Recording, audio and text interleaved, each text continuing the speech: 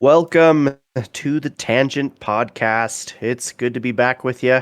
It's been a while. How Hi, y'all doing? I'm good. How are you?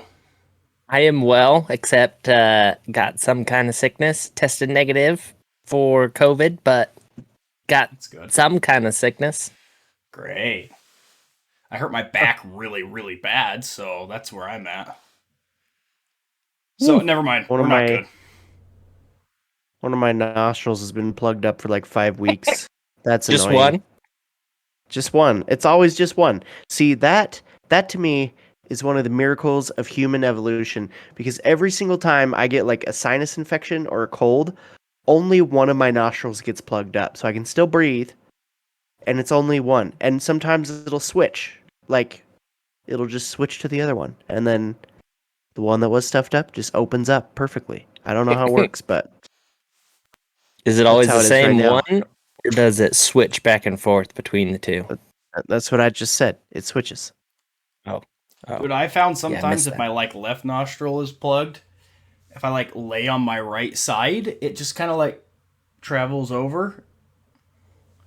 So I don't know if that's just coincidental, but it's weird. The human sinuses are an enigma. They are.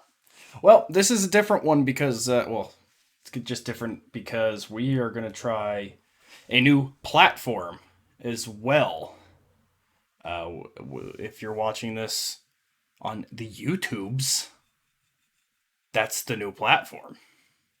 Now, is this is this many different tubes make the YouTubes? Yes, sir. Oh, okay. I was All wondering the how it tubes worked. lead right to your bathroom, my dude. Oh, I didn't want to tell you this, It's Floyd, all but pipes. it's all pipes. But if you are not watching, that's a-okay. We're still uploading to all podcasting areas as well. We're just trying something new. See if people like watching, putting faces to stuff. I don't know, because I find that I watch a few podcasts. I don't know, there's Joe Rogan. He does it, and then I watch one called The WAN Show. It's a technology one where they just sit around and talk as well. I don't know. I don't know why I like watching as much as listening, but I It's don't fun. know. It is If you, fun. if you only listen, that's fine. But if in the video, you'll be able to see our faces, our reactions, and stuff. And then also, I guess I can just bring on images that we're talking about, and you'll be able to see them there in the video. Yeah. But we can also, don't worry, we'll also upload them to the old Social as well. Hmm. Or I guess you just Google them yourself. Whatever you do, or maybe you just don't care about them at all. I don't know. We'll get the social mead going again. All right, what are we talking to? Or I guess what? I guess drink first. Let's do drink first. What are we drinking, Jack? We are drinking. I think my camera's probably reversed. Let's see. Yeah, it is reversed. Unfortunate. But this No, I is. see it good on my end. Yeah, it looks good on my end. It's not reversed. Nope. Nope. Why is it I think reversed just on for your end me it but is. not you? Mine is reversed too on my end. Oh yeah, yours isn't reversed. What Yeah, the yours heck? looks That's good too. ridiculous. All right, so this is Zoa. Uh, Zoa. It's backwards for people watching this video. But this is a healthy warrior energy drink, which This is Dwayne Johnson's The Rock's Dwayne The energy drink. Rock Johnson, and he says, and I quote, "My fellow everyday warriors, Zoa is about healthy, positive energy that helps us all focus, be productive, and get stronger together. Mana, gratitude, Zoa." Dwayne Johnson. Oh, was that Dwayne Johnson for president? Yes, sir. I think that was I think it said 2024 at the bottom there, right? It Yep. says immunity, focus, hydration, body, and energy. Hey, if anyone's gonna have body in their drink, it's gonna be the freaking That's Rock. fair. That's gonna There have better there body. better be chunk of his peck in here. I'm gonna be upset. All right. I'm kind of nervous. This is wild orange flavor, I like orange but flavor stuff. yeah, orange is okay. But healthy energy drinks are usually not great. Oh, you So know it's gonna be good when the first three ingredients are carbonated water, sugar, and citric acid. Can't go there's actually wrong. sugar in this one, huh? Yeah. How much sugar is there in here? Mine is sugar free. Yours has sugar? Yours is sugar free. Yeah, We get a different drink. I don't know. Mine's Wait. this Zoa Wild Orange. I know there are Oh some yeah, yours sugar-free says ones. zero And, sugar. Mine huh, does not Oh, say yeah. zero sugar. dang. Okay. Well, That's weird because guess this we're is the trying only different one that was drinks. available there. Yeah, this is the only one available too at my place. Oh, it smells bad. Yeah, it's not bad. Yeah, it's not too bad. Not bad at all.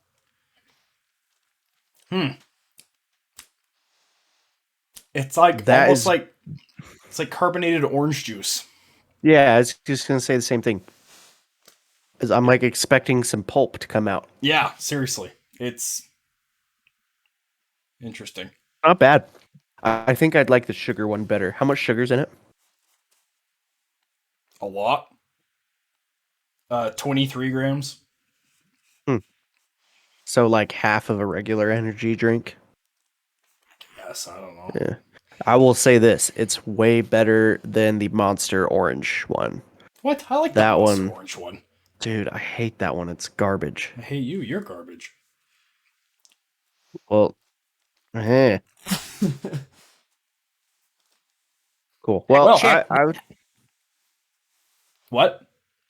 Fact give check that, Austin. Yeah, fact check. Let's see what you got. I did. It says I'm not garbage. So All right. so I'm okay there. with that. I'd give that like a 7 out of 10. It's I'm solid. gonna go 6.5, maybe. I'm going All right. straight 6. Respectable. Okay. Cool. No other news on the social media. Surprise, surprise, because we haven't done anything for like a long time. Yeah. I don't know. What even happened? What made us stop all of a sudden? Sickness. Life. Yeah, I guess that's fair. Do we all need to give like Funerals. life updates? No. Jack got married. I did get married. That's true. That's pretty big. It is pretty big. We When haven't did you get recorded married since again? then, It's like- right? I got married in August. Okay. That's right. So about I don't the know same if we've time our recorded last- since. Well, we put the Georgia episode up in August. That was the last one. Ah, man, it's reversed. Oh, not for you guys. Yeah, I see it Yeah. just fine. It's the credible Hulk. With facts and documented sources. You wouldn't like, like me when that. I'm angry because I always back up my rage with facts and documented sources. Why is it reversed for me? I'm upset. Never Can you mind. not flip that on your monitor? I don't know. It's fine. All right. I think. You Okay, think? we moving on to our space news there, Ryan. Ryan, space news. Space News brought to you by the Wow, that James is Webb really loud. Telescope. So the James Webb Telescope, we've been waiting for years and months and weeks for this thing to get out to its destination. So it's made its journey, it's unfolded. It's reporting back on what the hot side temperature is and the cold side temperature. And what's crazy about this is that this telescope is bigger, more powerful than the Hubble Space Telescope, and is further out from Earth and is meant to have this shield that is keeping all of the sensitive equipment away from the sun, keeping the heat off of it so that you don't have the fluctuation in temperature. And so, most importantly, this telescope has very sensitive cameras that are in the infrared spectrum that are supposed to be able to allow us to see further back in time. Say that again for dramatic effect. Further back in time. That is pretty neat. I'm putting up a image now of it comparing to the Hubble's main mirror. And like one of the mirrors on the James Webb is like half the size of the whole entire mirror on the Hubble, making it cow. like it's like about 4 times bigger, the mirror. It looks like something straight out of like Star Trek. Yeah, it really does. This is it. It's next to a tennis court. It's as long as a tennis court, apparently. That's And it? apparently, yeah. So Hubble I thought orbited it'd be at way bigger than that. 570 kilometers. You can see that here. And then the James Webb is going to what's called L2, which is 1.5 kilometers. But like L2, One, oh sorry, 1.5 1.5 million kilometers? Did I say not? Did I Yeah, not I was say gonna million? say it traveled a million mile, 1.5 kilometers. It is just across the street. Yeah, it's 1.5 million kilometers, and it's at L2. Have you guys heard of that? The Lagrange Point? It's really weird. Like, I actually thought that when I had first learned about this, I thought that the telescope was going between the sun and the Earth, but that's not true. That's it's not true. going away so that It's the Earth further away. is between the telescope and the sun. It's using the Earth as shield for heat, I think. Mm. So a That'd be Lagrange so. point, there are 5 of them.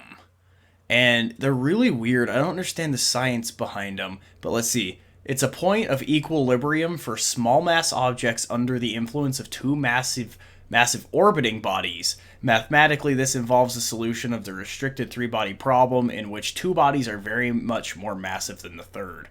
It basically means once they get it there, it never needs any fuel or anything like that. So just like orbit, but So it's kind of stuck between two.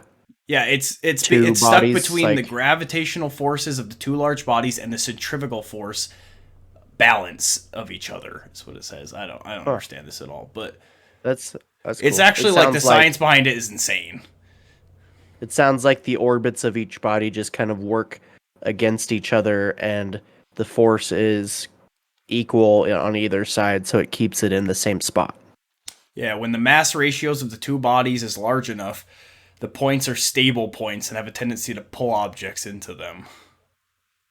So, That's Yeah, pretty I'm cool. seeing a pretty good diagram of it that it looks almost like a topographical map where it shows you kind of like the height that you see on different mountain ranges. I think I'm looking at the same one. Are you on the Wikipedia page? This one is coming from no, not Wikipedia. What's the link? This one is coming from Stack Exchange. Stack Exchange. Yeah. Oh, that's interesting because then they also do a 3D image of the same thing. So there's like a 2D one top down, but then they also show a 3D one.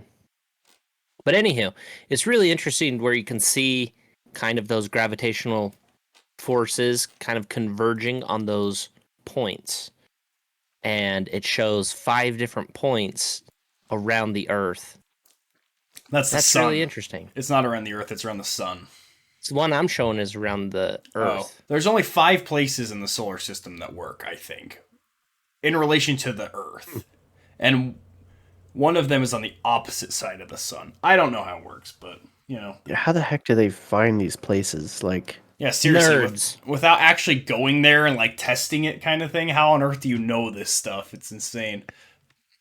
I don't what know. blows my mind the most about this new one is Hubble. So let me share this image with you. Hubble, and obviously it's not to scale, but Hubble was 570 kilometers away, whereas this one is 1.5 million kilometers away. Yeah, that's what I was looking at there. That is nuts. Like, here's Hubble right here. And then here's Webb. Obviously not to scale, but that's so crazy. Way, way further. Mm. Kind of crazy. Maybe when we run out of paranormal and creepy stuff, we'll become a space podcast. I don't think we'll ever run out of paranormal and creepy stuff. That's fair. What do you guys Cool, think? so- Should we branch out a little bit or stay in the our own little bubble? You guys should let us know. Have a space episode one of these times. Just throw everybody off. Then like a cooking episode. Cooking episode, huh? Now It's that we're like- on YouTube, we could do one. It's like then you add the butter. Anyway, So yeah, we should start seeing some pretty interesting photographs and such from that, and I'm really excited because I love seeing the stuff that Hubble could take pictures of, and like the Hubble telescope. Let's see, when did Hubble It's like the launch? 80s, wasn't it? Oh yeah, no, 90s, or it was the 19. It was 1990. Hmm. Okay. So, and then, April dude, I heard 24th. that they started planning for this James Webb telescope 2 years later. So 92 is when they started on this Holy cow. telescope. Well, it's apparently a $10 billion telescope. Imagine how much that changed over the years. Like, what do you think their stopping point was of like, okay, don't know. we like technology is advancing so much every year, but we just have to get this thing out. Like, they had to have a point where they're just like, all Yeah, right, it's we're like, done. all right, yeah, we can't wait any longer for new things, kind of Right. stuff. Yeah. Let's see. Construction began in 2004, but that's Wow. construction. I don't know when they started designing and whatnot. Yeah. That's crazy. So I wonder how outdated this technology really is now, you know? Yeah, and what, in 2 years they're going to start a new one that won't be out until 2030, 2040 probably, actually. Yeah. Wow. All right, Pretty well, cool stuff. very cool. Very cool indeed. Let's move on. What's next? Encounter, right? Encounter. Yes. All right. Okay. This here encounter had a subject line of "Don't open your windows or doors if you hear knocking while driving." And that right there is just, I hate it. I hate it so much. Now, hang on. Because if you hear knocking, what if it's knocking from the engine? You want to like roll down the window and hear That's kind of what's pretty going easy on. to tell. That does not I sound think you'd like. be able to tell. I think they mean Yeah. like window. Or, yeah, right on your window or door, you would be able to tell. All right, you ready for this? Let's see. This actually happened to my dad when I was about 11 or so years old. I could tell when he told me this the day after it happened that he was genuinely scared. Before my dad retired, he worked all over the Midwest doing highway construction. He would be gone for 1 to 2 weeks at a time most of the summer, working sun up to sundown. One night, he was on his way home in the middle of the night. He was probably 40 miles from home, out in the middle of nowhere, when he heard knocking sound on the rear passenger truck door. He was instantly caught off guard and wondered if he should stop to get out and see what it was. He also thought about rolling his window down to see if he could figure out what made the sound. Something didn't feel right, so he decided to just keep driving. There was a town coming up soon anyway, so if it happened again, he could check in the light. He got into town and the knocking had stopped. Somewhat relieved and getting closer to home, he decided to press on. As soon as he was out of the lights of town, the knocking started again. This time, he was terrified. It literally sounded like knuckles knocking steadily on the back door. It happened a few more times until he reached the lights of his hometown. The next day, he told my mom and me. We all went out to inspect his truck, which was covered in dirt from the construction. Only on the back door, where the knocking came from, were what looked like knuckle marks. He knocked on the truck and it left nearly identical marks. Not long after that, we were speaking with a medicine man. We were Anishinaabe? Oh man. Do you guys know what that is? Nope. I'm probably butchering the Anishinaabe. Sound feels right, but I probably butchered that. I'm sorry. Not long after that, we were speaking with a medicine man. We are Anishinaabe, and my dad told him what happened. He told us that it was good that he didn't get out or roll down his window, or whatever it was would have gotten closer. These things don't have good intentions and will try to trick you. I'm glad my father was aware enough to recognize that it was something negative. If you hear knocking while driving, just ignore it and keep moving. Wow. That's weird. That was it. He just said it was a creature and don't roll down your window. That wasn't his story. I don't know. It's his dad's, so that's all the info he had. And maybe a couple months later, then his engine blew up, and it turned out the knocking was actually something else. Coming from the back. That's where the engine is in the back door. He was driving a VW Bug. That's weird. That sounds very similar to the stories of the black-eyed children that have their children, super pale skin. They're usually dressed like an oldish, old-timey clothing, and they will come and knock on the window of your car, or knock on the window of your door. It'll be super late at night, and if you open up your door, then they're gonna come on in and they're gonna bring all their bad curses with them. So they can't get in unless you open it? Is that lore? I believe that's how it works. Yeah, they always ask for an invitation to like come in. So it's a vampire. Yeah. See, I think the fact that this guy didn't see who was knocking, maybe it was that ghost biker we talked about in that one episode. He got hit and he's like clinging to the top of the truck. Just keeps like, getting hit. Hey, Yep. Can you stop for a second? Yeah, it was the ghost biker. I think it was him. That makes sense.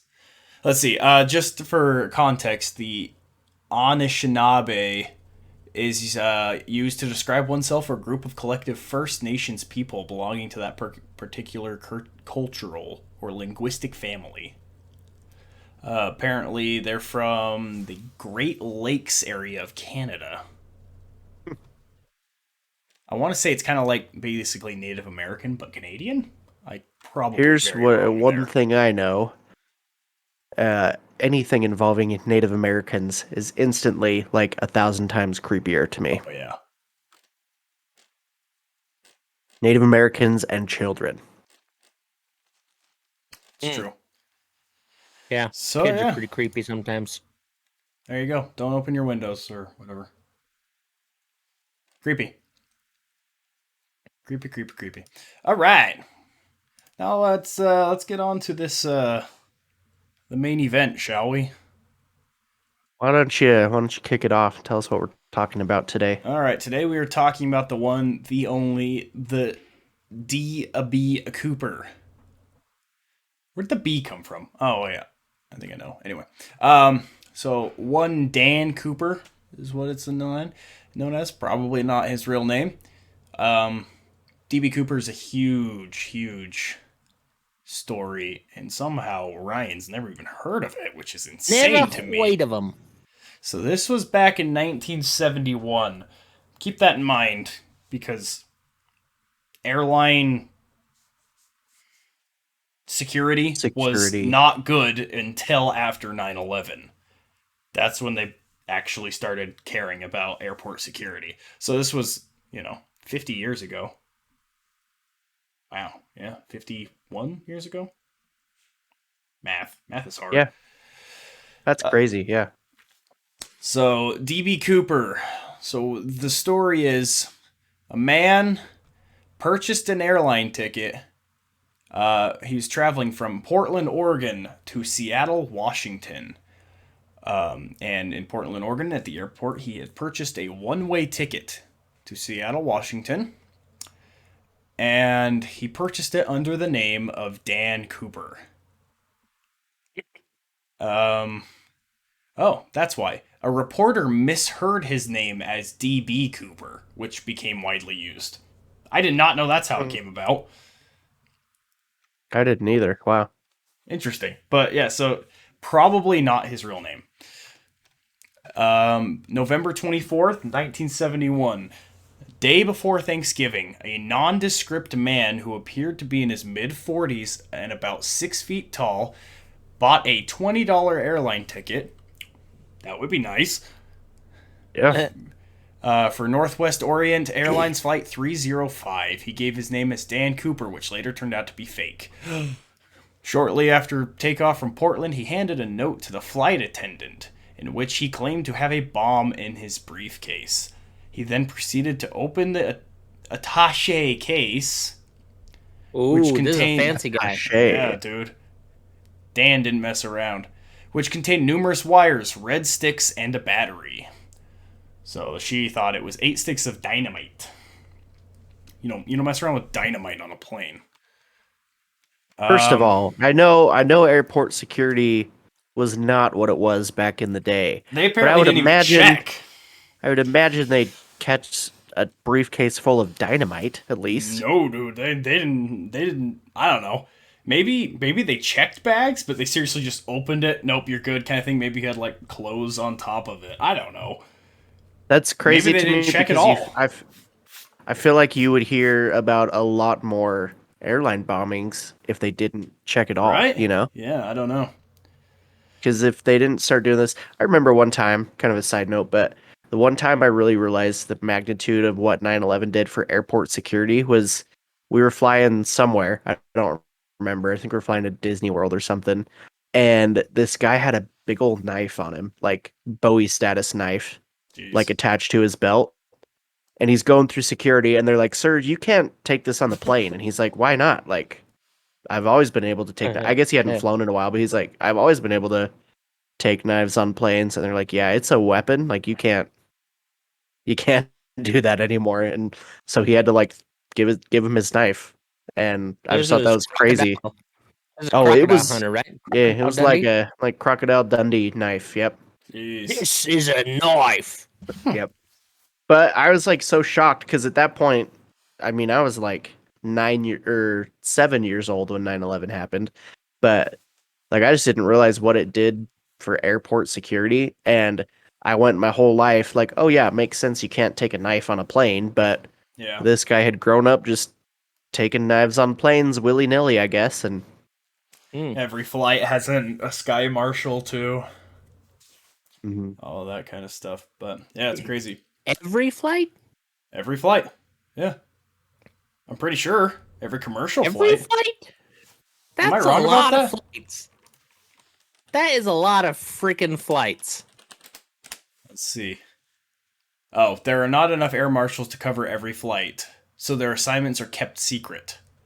The exact numbers are kept classified. Oh, wow. Insiders estimate that only 5% of flights have a marshal on board. Yeah, it makes sense. Wow. That's a lot better. Wow. Yeah. There's an Well- average of 45,000 daily flights. Yeah. That's crazy. I don't know, Is that's that just- just in the US or is that worldwide? Daily flights handled by the FAA. So that's the USA, right? Yeah. Well, in and out of the USA. Oh. Okay. So okay, never mind. Gotcha. All right. Yeah. So, after he shows off this attache case to this flight attendant, he then demands the following: $200,000 in $20 bills. Interesting that he cared about that. Which today would be the equivalent of like 1.2 million, I think. $1.2 million. So basically, he asked for $1 million. Yeah. And 4 parachutes. That weirded me out. Why did he want 4 parachutes? Backups. Gotta have backups.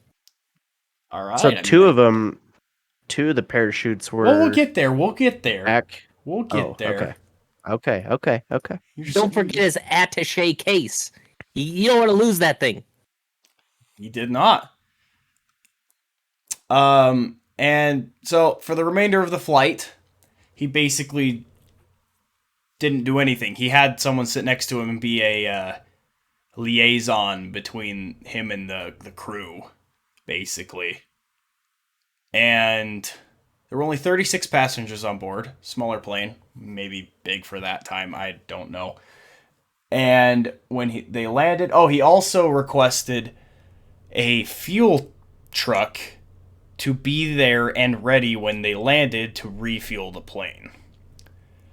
And after the flight landed in Seattle, he released all the passengers once authorities provided the money and parachutes. But he kept the 2 pilots, a flight engineer, and a flight attendant, and had them stay on the plane. After it refueled, he ordered the pilots to fly to Mexico City from Seattle. It's a long flight. And he had like very specific instructions, which makes me think he had aviation experience. But his instructions were the plane has to stay under 10,000 feet at a speed slower than 200 knots. He further specified that the landing gear remain deployed in the takeoff/landing position, and the wing flaps be lowered to 15 degrees, and the cabin remain unpressurized. So, why on earth would he care about the landing gear being out while flying? And also, okay, I don't know what the wing flaps being 15 degrees does. I don't know enough about aviation to know how that affects a flight. And Now, the cabin... I'm no expert, but I have played a lot of aviation video games. And when you can't lower your gear, your landing gear, if you're going too fast. And so if you lower the landing gear at the right speed, then it also creates more drag on the plane, making it so that you can't fly as fast. So maybe that has something to do with it. Maybe, but why would he care about that? Because he's going to jump. Wouldn't you want to go faster? I don't know. Let's see. And by saying cabin remain unpressurized, he wanted the staircase that led from the main fuselage open the whole time. Yeah, he's going to jump. Right. And then they basically said, that's not possible. The stairs can't be open because it's impossible to have it open if we're on the ground. Or I don't remember, during takeoff, it's not possible in some way. And so he's like, all right, fine.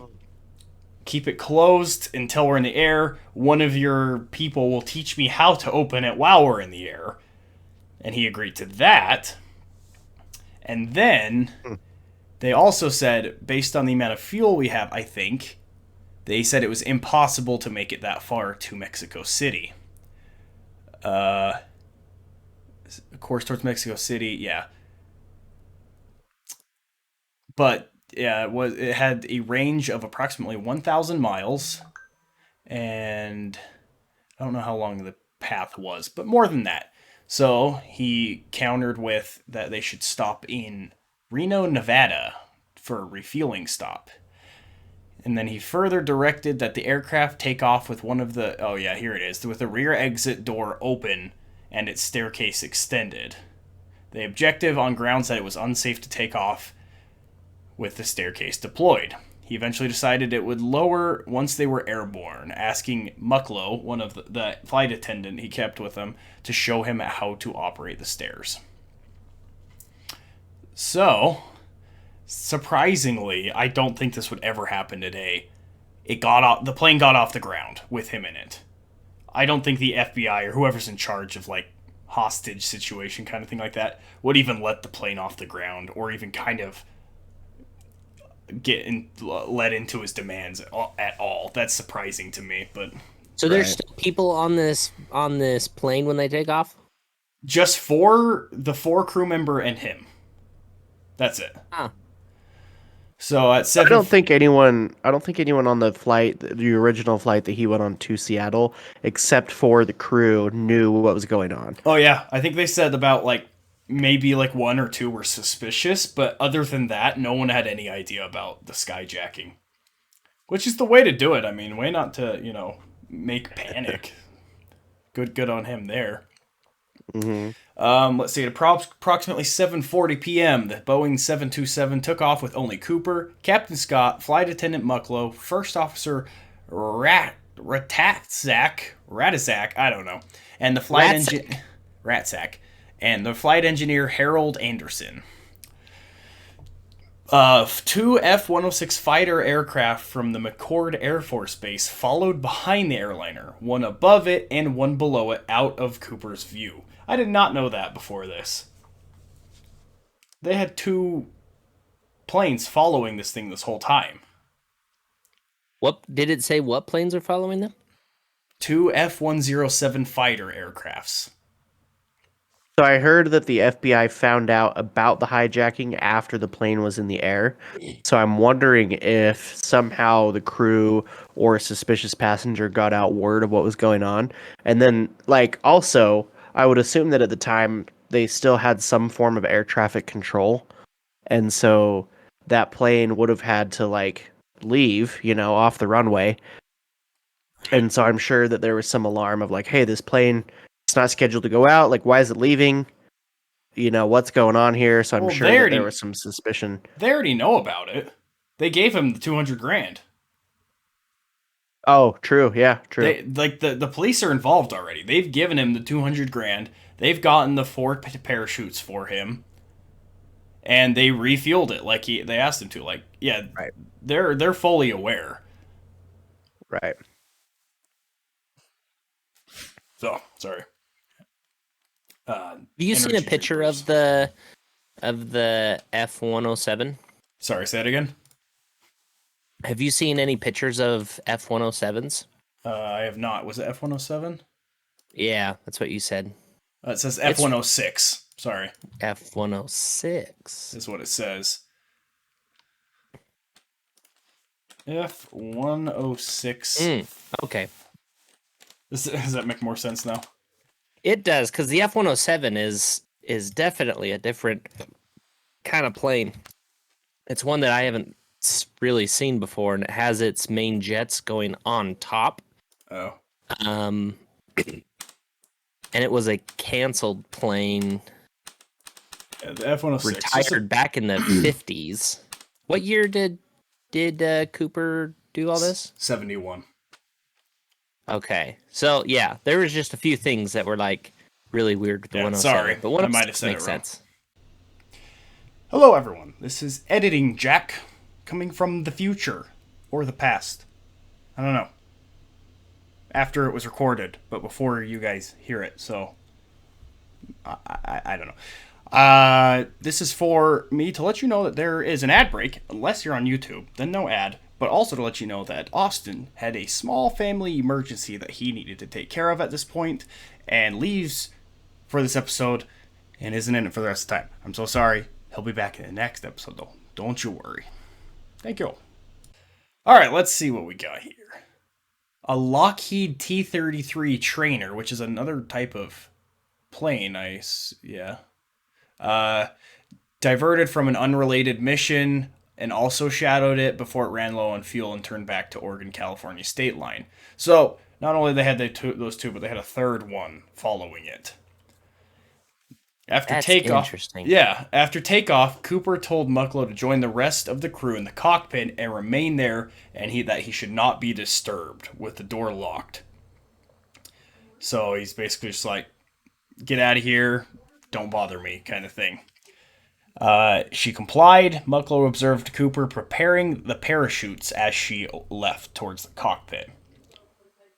At 8 p.m. approximately, a warning light flashed in the cockpit, indicating that the aft air stair apparatus had been activated.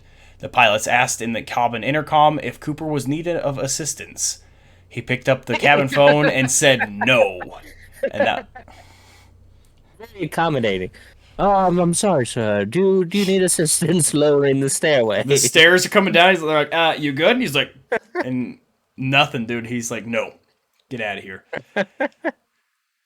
The crew soon noticed a subjective change of air pressure, indicating that the door was open.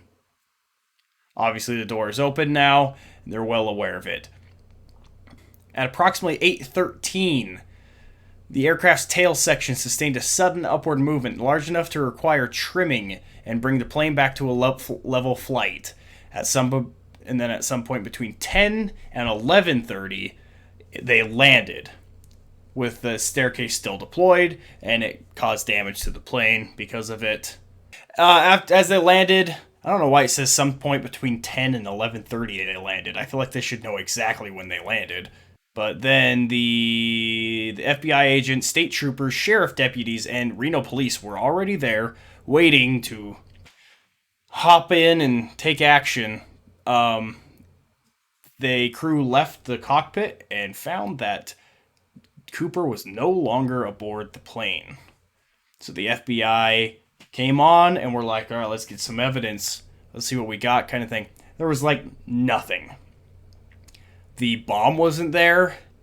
2 of the 4 parachutes were missing. The only thing that were left behind was a clip-on tie and 8 cigarette butts. And let's see. But one of the 2 parachutes that was left on board had been open with 2 shroud lines cut from the canopy. Which, what's a shroud line? I'm not entirely sure. Let's find out what a shroud line is. Shroud line. Parachute. Let's see what we got here.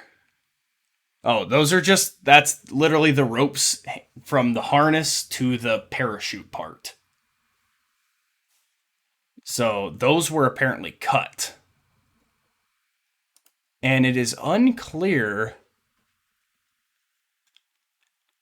at least according to the stories I've seen, if he was the one who cut them or if they were pre-cut, like if maybe they gave him bad parachutes on purpose because they don't want to help a criminal, That's really interesting. Yeah.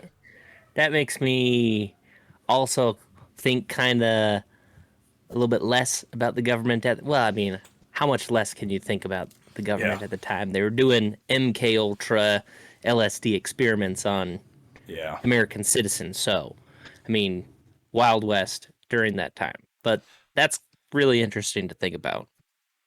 I don't know why every article I've looked at just glances over that fact. I'm just like, well, who cut it? Was it him or because I could see it going both ways. Maybe they didn't want him to have good parachutes, or maybe he didn't want anyone following him, kind of thing. So he made sure that none of the parachutes worked, and that it was obvious, so that they wouldn't try to jump out and follow him. I don't know.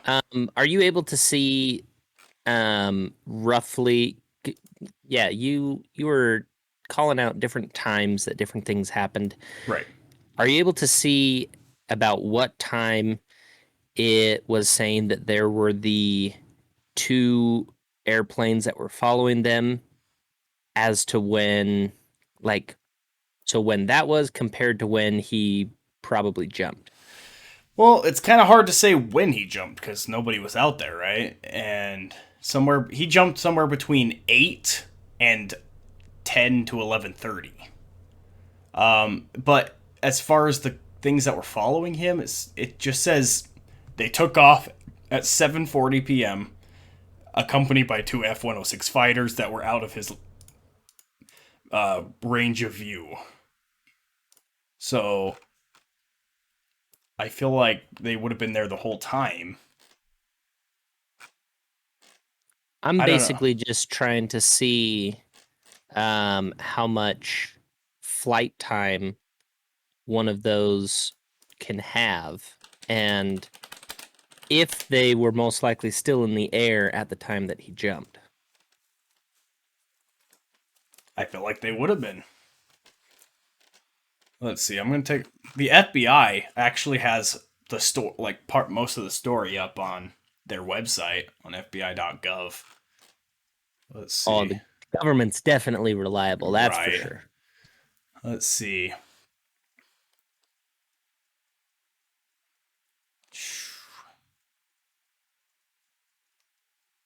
It doesn't say exactly, so it's hard to tell. Oh, this is under the codename Norjack for Northwest Hijacking. It doesn't really say, but I find it insane that they had 2 planes following it and didn't see a person jump out. I don't know. That's a little weird. Yeah, I feel like they would have been able to see. Well, what time of day was this? At night? Oh, it was night. It was past 8, so. And they were fairly high up, so I'm guessing it was Probably Yeah. very difficult to see. They have composite sketches from the crew. Looks kind of like a creepy dude. I'd say part alien for sure. Yeah, this is him. These are the sketches. Very menacing looking businessman for sure. So, kind of the question I have is,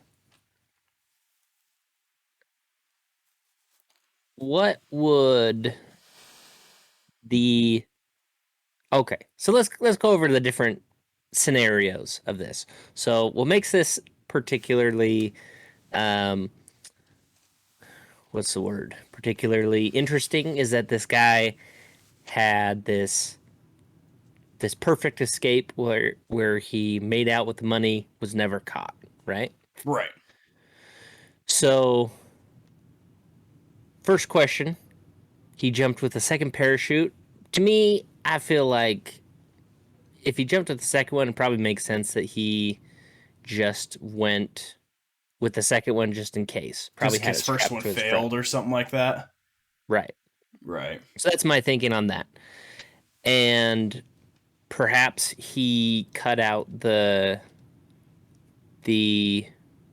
material and the ropes just for so that he could use it for certain, I don't know, Oh, I'm wondering if country he stuff. probably like put the money in that or something, like wrapped it up and I don't know, held on to it or something like that. But I mean, like, it's kind of funny because he took the bomb too. Like, he took everything. Like, how do you hang on to that much crap while you're parachuting, skydiving? You know? Yeah, and maybe he was using that in not only to wrap it, but to also like wrap it around himself. Yeah, like kind of use it as a strap around yourself, Yeah. maybe. But So yeah, that's basically that's the entire story, and the truth is, that's all we know. Basically, never caught the guy. It's been 50 years, and they haven't found much either. Actually, they did find some of the money, which was really, very interesting. Yeah, let's see. DB Cooper money found. Saw it on Reddit just the other day, and I was like really confused. I don't remember. It was in the 80s that some kid came across. I think it was like $5,000 in 20s that were just super super like decaying and old, yeah, and they tracked the numbers, and it was from the DB Cooper thing. They let him keep some of them, but then they took the rest. that's interesting. But yeah, no, this is the FBI said this was quote one of the longest and most exhaustive investigations in its history. And initially, it was believed that Cooper knew both planes and the area, which speculated that he served in the military, possibly as a paratrooper. That makes sense. But then if he knows the guys, so this is where I'm kind of getting into going down the rabbit hole. Uh huh. So, what motivation would there be for perhaps the government or military to either one, allow this to happen, or two, this is someone in or employed by the government that is specifically trying to do something? I mean, what Well, motivation is there? I would think it would be ex-military. Like this guy was in the military, and now he's just gone rogue, kind of thing. He wants money and doesn't care, and I don't know. That would be my guess, but it was You don't want to go down the rabbit hole with me? there's no reason I could possibly think that would be an option for him, but why on earth would I don't know. It's possible. Anything's possible with the government, dude, especially back then. But I just don't see any reason to it. I can't imagine why. I don't know. I mean, it's still Yeah, an open I'm not. investigation today. I don't think it would be if that were the case. So, what I'm seeing is that there is a possible theory that he didn't survive and that he could have just succumbed to injuries from his jump or trying to land. It's possible, but how come they never found a body? I mean, it's the backwoods. You got Bigfoot up there. It could just tear him apart. Let's see. So they decided that it was not an experienced skydiver because of how dangerous the jump was. Like an experienced skydiver would never make that jump because they just know how dangerous it is. And that he failed to notice that his reserve parachute was sewn shut for use in training. I did not know this that. is saying that those particular parachutes are not the type that could be steered either. And Well, at least one that of kind them. of landing is going to be pretty rough landing. Let's see. The agency reportedly looked at some 800 suspects in the first 5 years, with almost all being eliminated. Some were rolled out basis on DNA recovered from the tie that Cooper took off before jumping. One prime suspect, Richard Mccoy, was later arrested for a similar crime several months later. However, he was eliminated partly because he did not match the descriptions provided by the two flight attendants. Yeah, it's just kind of weird. There was a DB Cooper who was a police officer in, I don't remember where. And they, obviously brought him in, but it was obviously not him. Like, very clearly not him. It just happened to be the same name. Many speculated that Cooper, who was outfitted in a business suit, trench coat, and loafers, did not survive. So there's that. At the altitude, the winds were more than 200 miles per hour, and the parachute he used could not be steered. In addition, he would have landed in a rugged, heavy wooded area. After years of dead-end leads, investigators received a break in 1980. Oh, yeah, this is what I'm talking about. A boy found a decaying package containing $5,800 in 20s. It was buried along the Columbia River, north of Portland, some 20 miles from Ariel. So... In 1980, so what's the year difference in that? That's 9 years after the jump. 9? I don't feel like something would be buried after 9 years. So, was it intentionally buried, is the question. Did he bury some of the money to come back for it later, kind of thing? Yeah, that's interesting. But yeah, the FBI distributed lists of the ransom serial number bills to financial institutions, casinos, racetracks, and other businesses that routinely conducted large cash transactions, and offered a 15% reward of the recovered money. So about 25 grand, it looks like. And then in 1972, the U.S. Attorney General released the serial numbers to the public to get their help as well.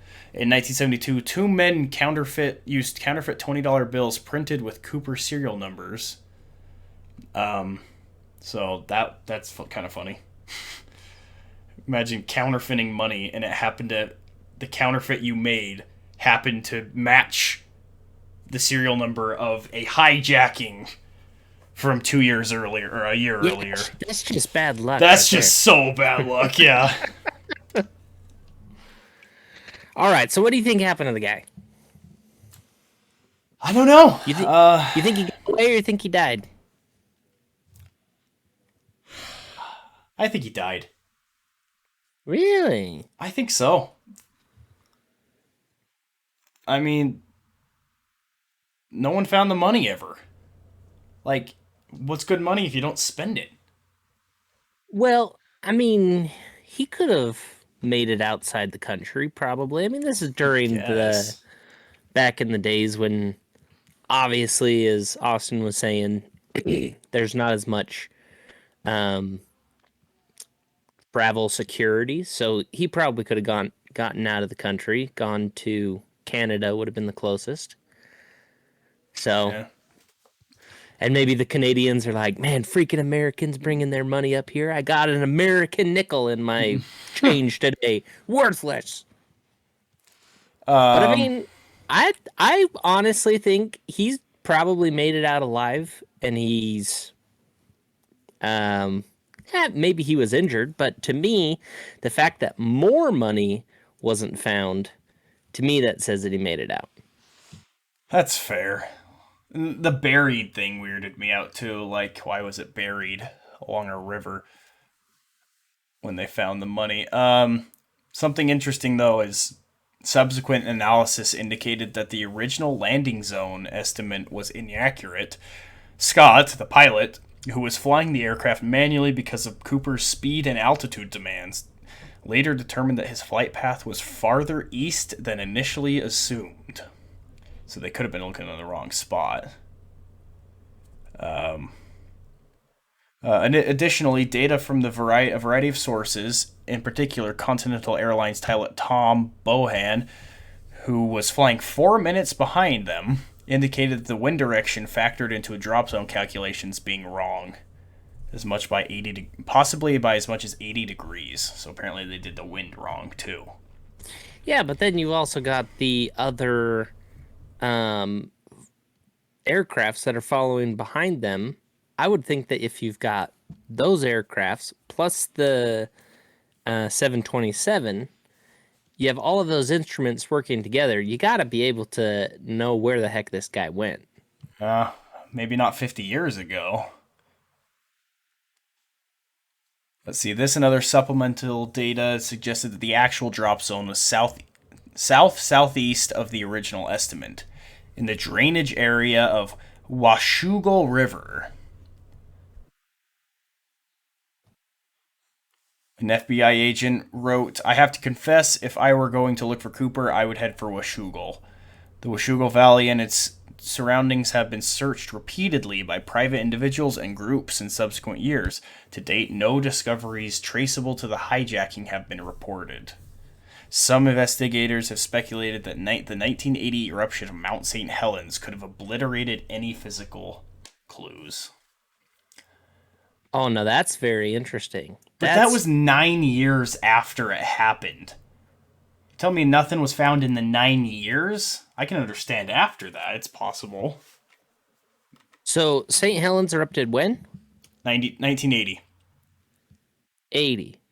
Uh-huh. And this guy was in the 70s. 71. That's when it happened. 71. And that kid found in the 80s. In the 80s. So that easily could have been after Mount St. Helens. Let's see. The eruption happened in March and May of 1980. When did he find them? I'm wondering if it was before or after. It's not saying.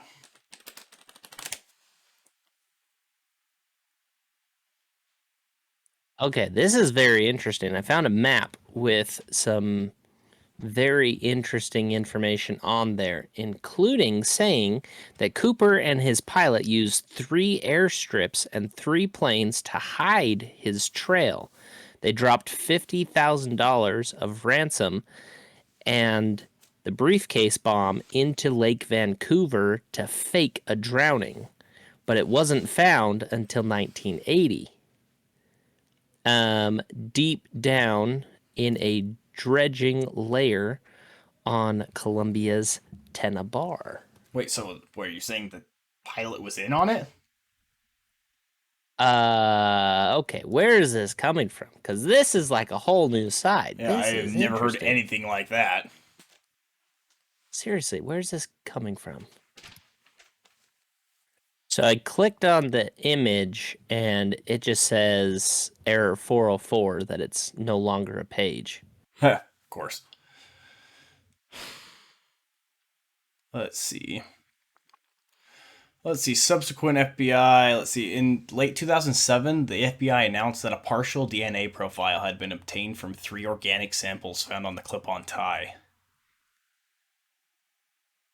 They later acknowledged there's no evidence that the hijacker was the source of the sample material. The tie had 2 small DNA samples and 1 large sample. So they don't know which one was his.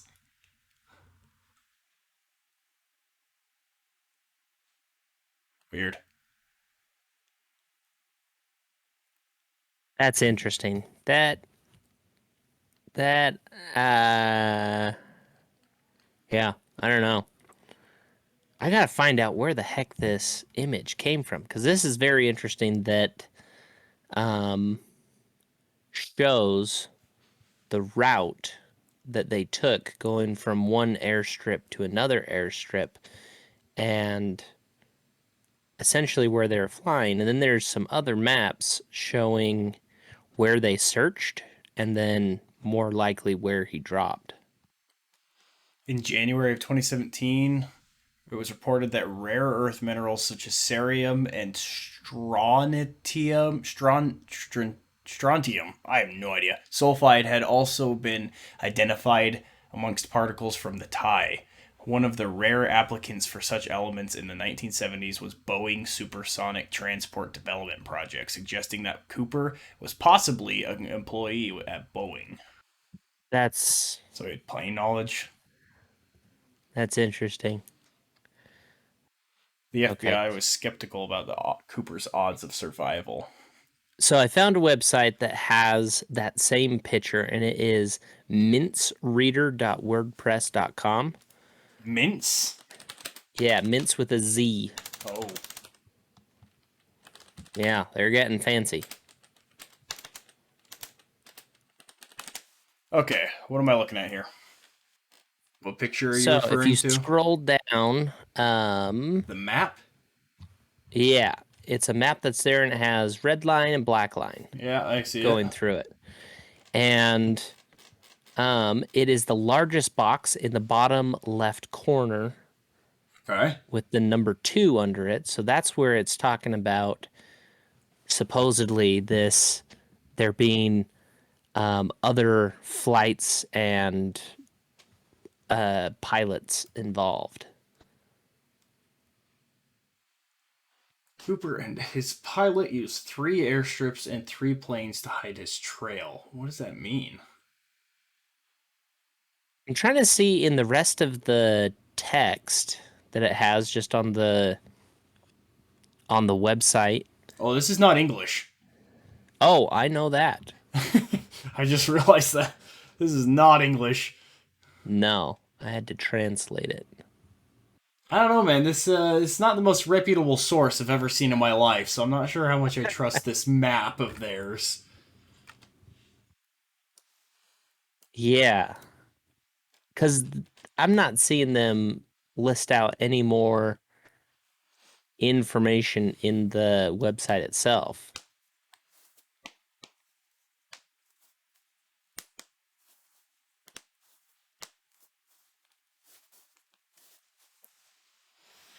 Let's see.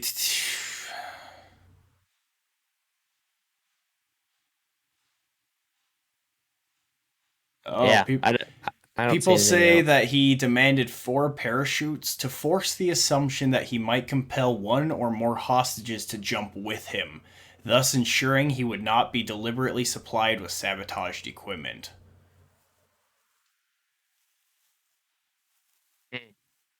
That makes sense. You want to make sure that you have a getaway. Yeah, that's kind of smart, actually. In addition, Cooper was familiar with the important details such as appropriate flap settings of 15 degrees, which was unique to that aircraft, the typical fueling retime, and he knew that this plane could have its stairs be lowered during flight and not be in danger of the engines of the plane. So Oh, he definitely had plane knowledge. so this is interesting, saying that 2 weeks before Cooper did this, there's a man by the name Paul Sini that did the exact same thing from an Air Canada DC-8. He ended up in the ambush of the flight crew when he put his gun to the tie. He ended up in the ambush of the flight crew when he put his gun to tie the parachute. Well, this is however this is translating it. That's the way it's translated. Again, not sure I trust that source a ton. No offense, but I don't know.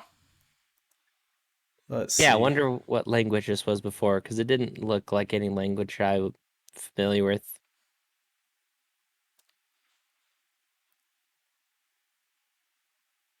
Let's see.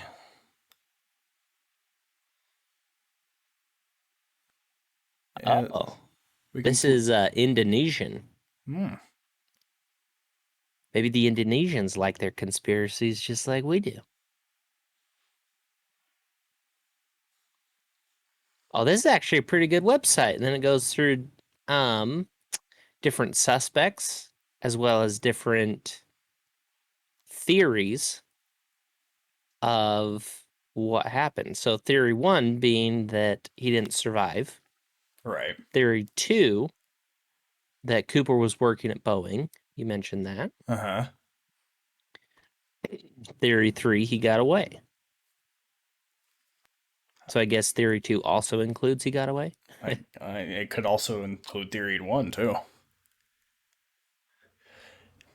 Let's see, but yeah, they're thinking he didn't have any experience jumping because a experienced parachutist would not have jumped in the pitch black of night in the rain with 172-mile-an-hour wind in his face, wearing loafers and a trench coat. He also failed to bring or request a helmet. Okay, I think this part is fun. If you're still on that web page, if you scroll down a little ways past the halfway, then you'll get into suspects.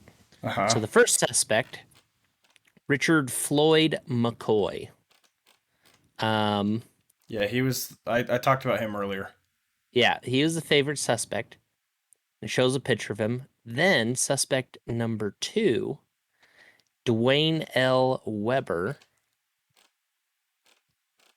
And then suspect number three, Kenneth Christensen. If you take a look at a picture of him down at the bottom, Of who? that Which one? freaking Kenneth Christensen, that freaking looks like him.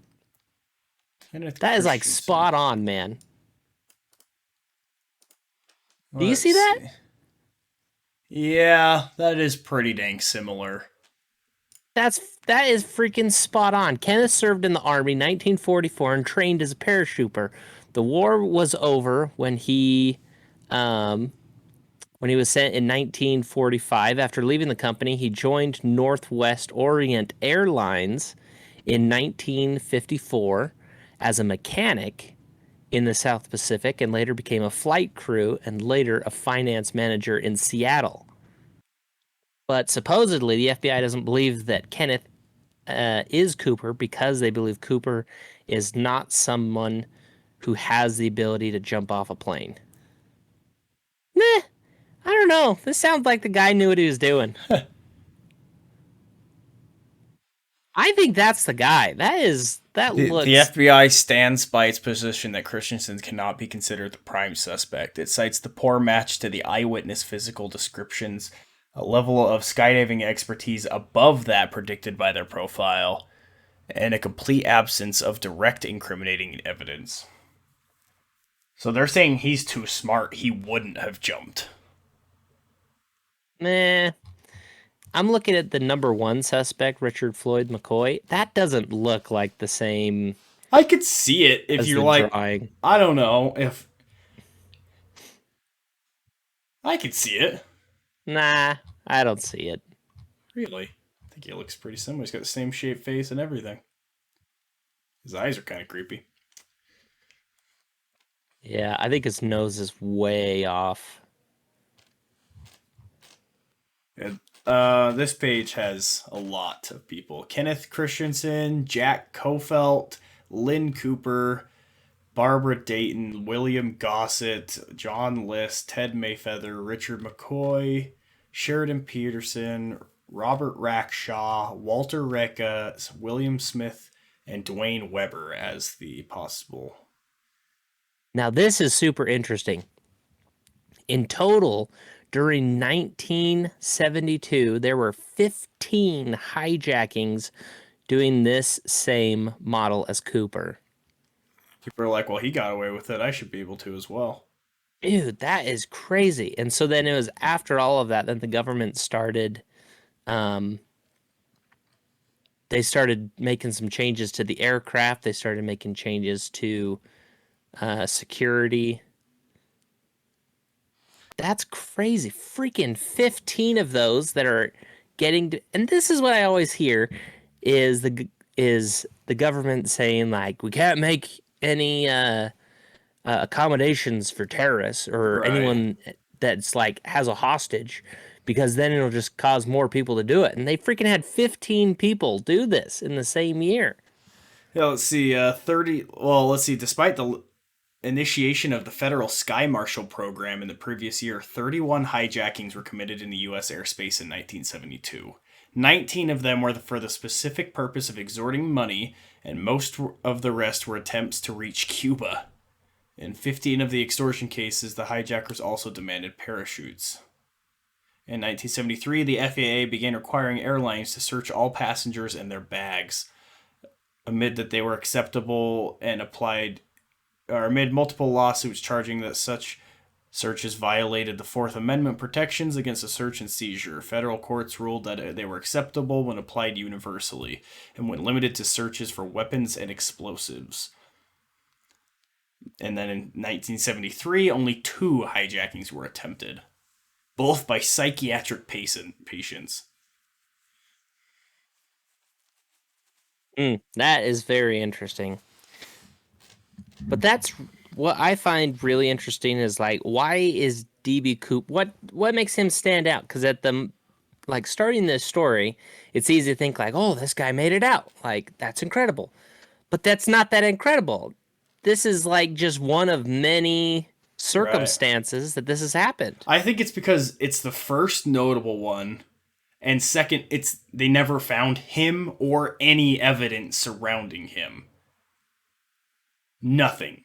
No clothes washed up to shore. No, I guess they did find some of the bills, but like that's it. I don't know. It's kind of crazy. Well, that's a good story. I think that there's still potential rabbit hole area that maybe could be gone into. I don't know where the heck this other map came from saying that he had other people involved. Some random Indonesian website, WordPress site that you got to. From Mince Reader. That's crazy. That's interesting. Well, that's a good story. It's insane. So overall, you think that he died? There's no way he survived that. Right? I think he survived. Well, let's Especially if it's that guy that I think it is that looks just like him. He's a paratrooper. He's been trained in it. He knows how to fall out of a plane and how to land. Well, if it is that guy you think it is. I can't remember where, but someone in the FBI said that like because of the wind condition. Oh, right here.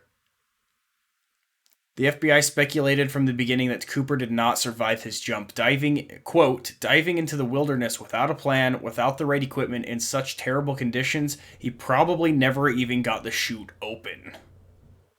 Even if he did land safely, agents contended that survival in the mountainous terrain at the onset of winter would have been all but impossible without an accomplice at a predetermined landing spot. This would have required a precisely timed jump, necessitating in turn cooperation from the flight crew. There is no evidence that Cooper requested or received any such help from the crew, nor that he had any clear idea where he was when he jumped into the stormy, overcast darkness. So I actually take back my comment that because no other money was found, that's probably means he got away. Because with thinking about Mount St. Helens, he could have easily died and then would have been buried, and there's no way that we would find him. Yeah. Yeah, it's crazy, and it's probably one of the ones that we'll never know the answer to. Yeah, that's true. That's true. Sadly, he'll just go down as DB Cooper. Yeah, it's insane. Well, that's pretty good. Sad Austin didn't get to get to the conclusion of all this. Yeah, it's too bad. But, But life hey, happens. So. we'll give him the responsibility to carry on the next podcast story. Oh, yeah, for sure.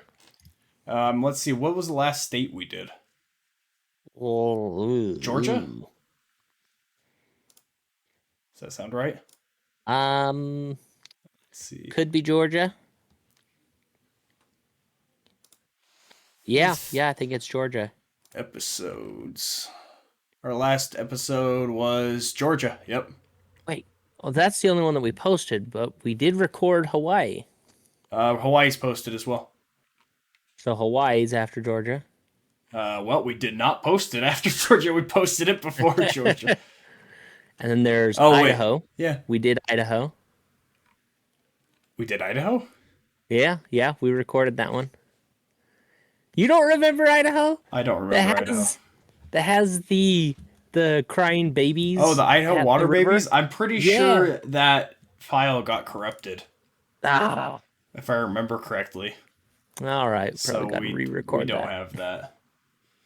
But yeah, so I don't know if you got a state coming up, let us know what you got on Sochmead, or I guess YouTube comments now is an option. YouTube comments, yeah, that'll be interesting. Yeah, this is kind of a boring episode. Not boring, but like boring visual video.